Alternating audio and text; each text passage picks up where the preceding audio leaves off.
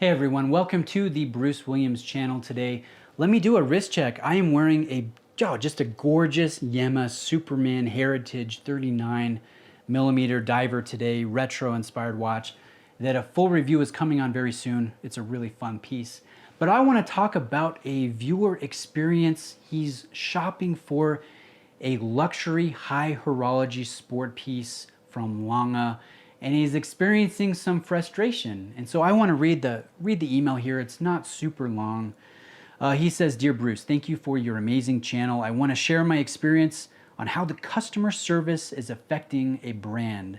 I've been studying Lange Soehne watches for some time now. I decided to go with the steel Odysseus. I contacted several boutiques, and the answer was always the same. The steel Odysseus watches are reserved only for regular clients. If you haven't bought any Lange watches, you cannot get the steel Odysseus.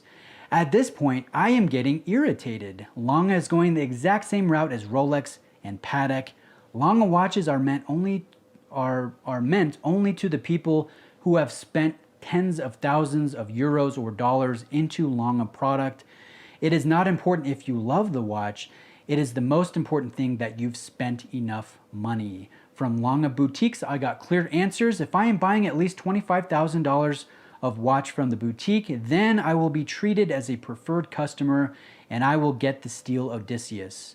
One have to fill an official application to get the watch after spending at least 25,000 in euros. Because of Lange's greed, I am not interested in their watches anymore. At first, I felt that Lange watches are somehow different, that their attitude toward watches is something else if you compare to Rolex or Patek. Sadly, it is now all the same. Lange watches are not meant to be true watch lovers. Lange is meant for the uber rich people only. So this is an interesting topic. How is Lange customer service affecting the watch brand? I am disappointed. Stay safe. Have a lovely summer, Johannes."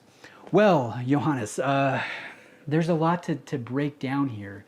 First off, it's never fun to be frustrated in the watch hobby, especially when you have thousands of dollars that you want to give to a brand for a product you just have fallen in love with, and you cannot wait for it to grace your wrist and enjoy everyday life with a steel piece of mechanical goodness.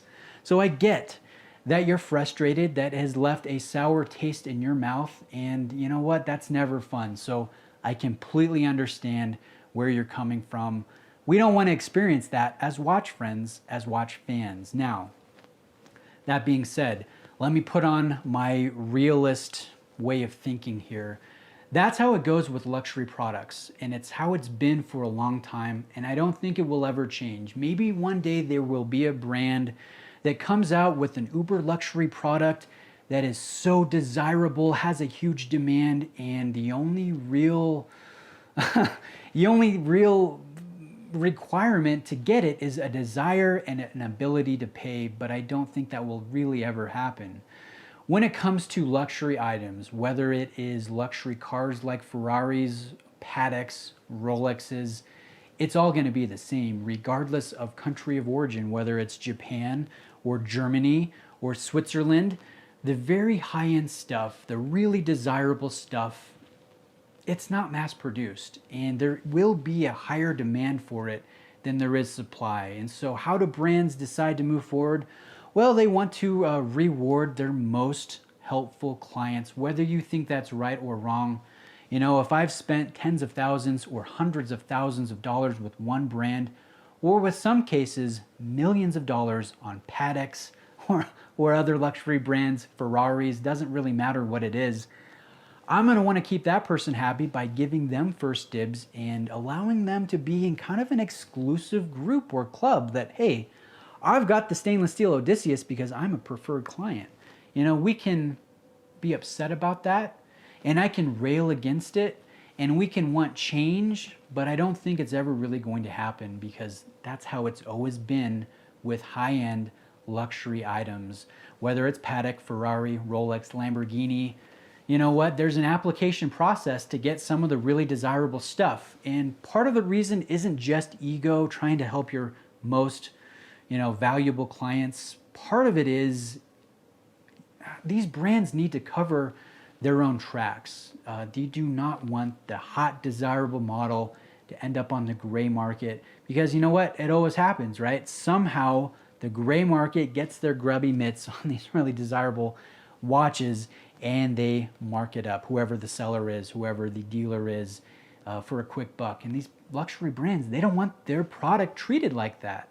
They want everything going through an authorized revenue or route. And so they're very choosy on who they give the most hot models to.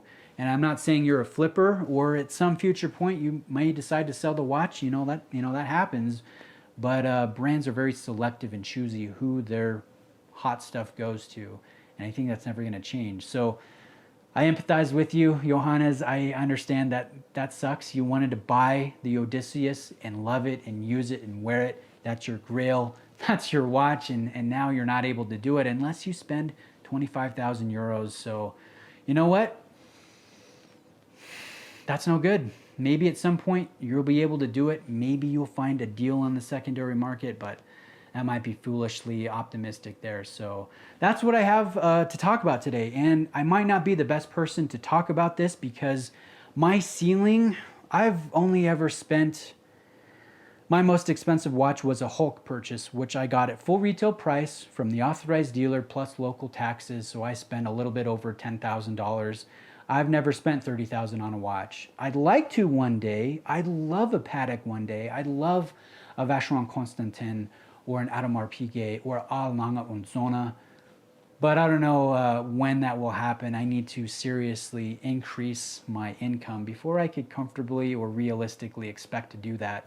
So I might not be the best person to talk to about this, but nevertheless, it does happen. And guys, in the comment section, if you have experience with buying uber luxury product, back me up here. Is it always the same? Do you have to be a preferred client? Or is it possible if you create a nice relationship with a particular dealer that maybe your first purchase can be that really desirable item like the stainless steel Lange that Johannes wants to purchase? So let me know your experiences in the comments. Thanks for sticking with me today for this video. Subscribe if you haven't subscribed already. I would love for you to join me again as we talk watches, compare watches, review watches, and enjoy all things horology. For the diehard supporters out there, I've started a Patreon group, and I'd love for you to join. More in-depth reviews and comparisons, more detailed behind-the-scenes stuff, a lot of really cool things. My best stuff is in the Patreon group, so a link to that's in the description. Thanks for watching today, guys, and I'll see you in the next video.